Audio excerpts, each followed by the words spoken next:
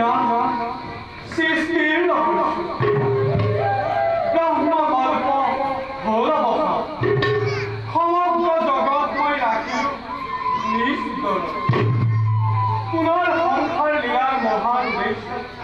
মোৰেই নাভিৰ পদ্মত জ্ঞাত হ'ল ব্ৰহ্ম আৰু সৃষ্টিৰ কাৰ্যত হ'ল অগাধ জলাধি কৰিলে সুখ কিন্তু অকস্মাতে তলে গ'ল সবাৰে আশ্ৰয়স্থল দেৱী নাজানিলে সৃষ্টি কৰে আদি চিন্তি আছে মোৰেই চৰণ সহস্ৰ